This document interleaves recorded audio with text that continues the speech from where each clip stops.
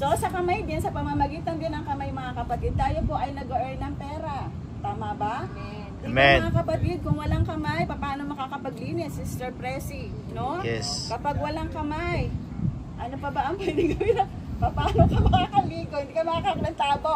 Shower na lang, gano'n-gano'n ka na, kilig-kilig na lang, ano? Mahirap ding maligo na walang kamay. Parang kang uod nun.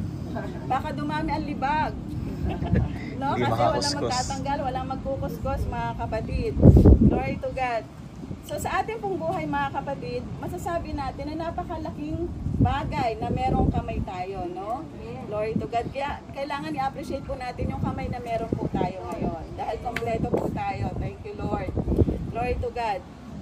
So sa ating pong buhay mga kapatid, sa Panginoon, yung spiritual way naman mga kapatid, itong kamay na ito mga kapatid, is malaking bagay sa harapan ng Panginoon. Amen?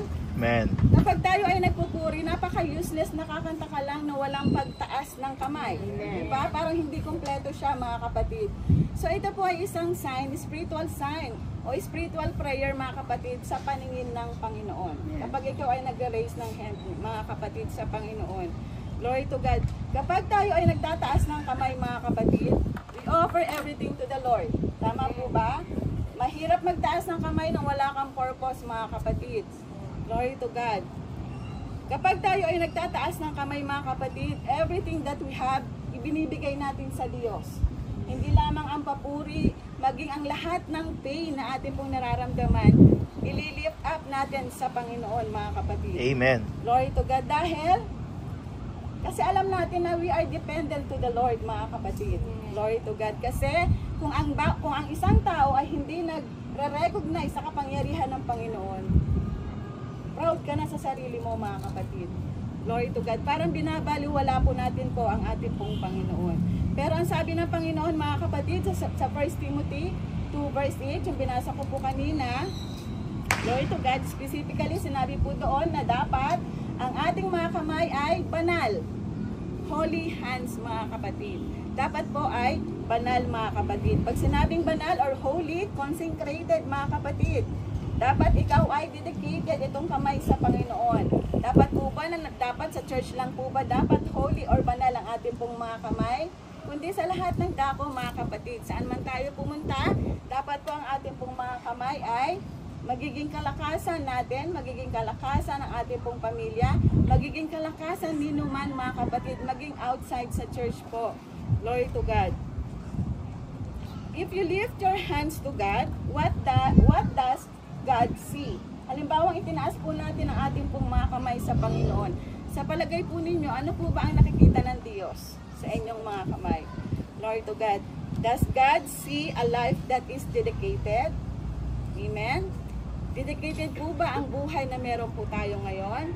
Does God see a sin or being compromised mga kapatid sa mundong ito? Glory to God. Does God see a sacrifice? No? Nagsasacrifice po ba itong kamay natin? Makikita po ba yan ng Panginoon that we did sacrifice mga kapatid? Does God sees commitment? Tayo po ba ay committed sa harapan ng Panginoon? Glory to God. So, glory to God, sa panahon mga kapatid ng mga Israelites, naalala po ninyo yung kwento ni Moises, no? Amen. During the times na sila po ay nakipag-battle sa Amalekites mga kapatid, no? Napakagandang senaryo yon mga kapatid. Ang sabi ng Panginoon, sabi ng Moises kay Joshua, i-lead mo ang mga Israelites sa battle against Amalekites mga kapatid. At ang sabi ni Moises ulit, na pero ako ay tutungo kasama ko si Aaron at saka si Hur. Ako ay pupunta sa top hill o sa mataas na bahagi ng bundok. Glory to God. Sa panahon mga kapatid na nakikipaglaban si Joshua at ang ibang Israelites mga kapatid, ang sabi ng Panginoon, itaas lamang niya ang kanyang mga kamay mga kapatid. Amen. Glory to God. At sinunod yun ni Moises. Amen. Glory to God. Sa panahon na nakataas ang kamay mga kapatid ni Moises, nananalo ang mga Israelites. Nananalo mga kapatid si Joshua mga kapatid. Pero sa panahon na napagod na si Moises mga kapatid, glory to God, ang kamay na ito na natiling nakataas, pero ang kanya pong mga tuhod ay pagod na. No? Glory to God, ganyan ka-dedicated si Moises sa gawain po ng Panginoon. Ano ang ginawa mga kapatid ng Panginoon? May purpose yung dalawa. No? Si Aaron at saka si Hur mga kapatid. During the time na nakikipaglaban, halos umabot na sa madaling araw yung laban ng Amalekites, mga kapatid, na natili na nakataas ang kamay ni Moises, mga kapatid. Ganyan po ang ka-powerful, mga kapatid. Glory to God, ang Panginoon. During that time, maging sa panahon ngayon, mga kapatid. So sa panahon na pagod, mga kapatid, si Moises, andyan, mga kapatid, yung nakaabang na dalawa na pwedeng tumulong sa kanya. So ang ginawa, mga kapatid, magkabilaan sila po ay hinawakan, mga kapatid, at tumulong, mga kapatid. Glory to God kay Moises para hindi po ibaba ang kamay. Kasi maaaring matalo po sila, mga kapatid. Amen. Yun po yung sinasabi ko, mga kapatid. Habang sa panahon ng mga battle o struggle po sa buhay, dapat na natiling nakataas yung kamay natin. No? Glory to God. Bagamat anong hirap, anumang pagod ng ating pong mga tuhod, kunin natin yung lakas natin from others. No? Glory to God. Kapag ikaw ay, di ba po tayo, hindi lang naman po yung sarili natin yung pinapanalangin natin, maging ang iba. At ang iba, kapag ginagawa po natin na tayo nananalangin sa iba, sila din ay nananalangin sa atin, mga kapatid. Bakit tayo nagtataka minsan, punong-puno tayo ng problema, pero nananatili tayong malakas at nakatayo, mga kapatid, at nagsiservisyo patuloy sa Panginoon. It is because of prayer, mga kapatid, no? Prayer po ng bawat isa. At una sa lahat, mga kapatid, kasi nananatiling nakataas yung kamay po natin sa Panginoon. Hindi lagi nakaganyan, mga kapatid. Parang always para sa atin, no? Glory to God. So, ang biyaya ng Panginoon, mga kapatid, ay laging naririyan sa mga taong laging naka-open ang mga palad, mga kapatid. Amen? Kaya wag po tayong manawa, glory to God, na itaas po ang ating pong mga kamay, no?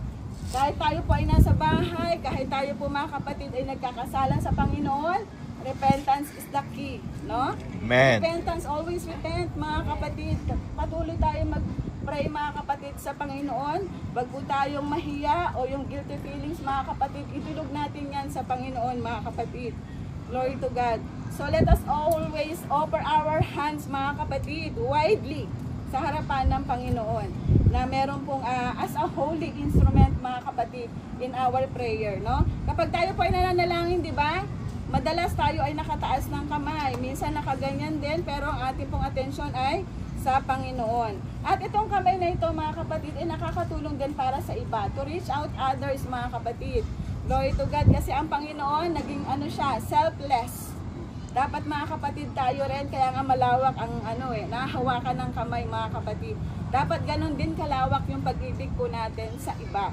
Glory to God, Jesus. Salamat po sa Panginoon. Glory to God. At maging, mga kapatid, glory to God, ang ating pong mga kamay na ito, mga kapatid, dapat hindi nawawala sa presensya ng Panginoon. No? Pag napapansin na po natin na hindi na po tayo nagpupuri sa Panginoon, natin yan, mga kapatid, unti-unti, glory to God, itataas na po natin yan, glory to God, i-shake natin yung ating pong buong katawan kapag alam po natin napakabigat na mga natin, daladalahin, mga kapatid, glory to God, at lahat ng ito ay magiging magaan na lamang po sa ating pong Panginoon. So, Amen. Salamat po sa Diyos, mga kapatid, glory to God. Hallelujah, malaking bagay na tayo po ay may kamay, malaya makapagpakita ng pag-ibig sa Diyos, malaya makapagpakita o mag-share ng pag-ibig sa iba, no? Malayang, iba yung tap nga lang, itong kamay na to, mga kapatid. Sino naka-experience na sa panahon na ikaw ay lugmok, ikaw ay tinap ng kapatiran sa church o kahit ng kaibigan mo? Halos lahat po, glory to God. So yun, mga kapatid, malaking bagay na itong pinagpupuri natin sa Panginoon, kasi may power po dito, mga kapatid, may power po talaga. Maging sa pag-anoint sa ating pong pastor, di ba kamay din ang ginagamit. May power dito, mga kapatid, lalo na kapag tayo po ay nananalangin sa Panginoon, dedicated sa Panginoon, mga kapatid. Lalo na kapag, kasi na-experience ko rin yun, mga kapatid, during my loneliness time, glory to God, tinap lang ako, mga kapatid, dito, para nakadagdag talaga, mga kapatid, ng kalakasan sa akin. Yes, amen. Wala naman akong ginawa, naupo lang naman ako, pero nung dumaan siya at ako'y tinap, glory to God, andun na naramdaman ko na ang presensya ng Panginoon. Yan po, mga kapatid, share ko lang na tayo po ay manatiling hand-raising church, mga kapatid. No? Sa panahon ngayon, napapanahon na dapat hindi natin iwala iyan, mga kapatid. So yun lang po yung share ko po sa inyo at sa Panginoon pang lahat po ng patuloy.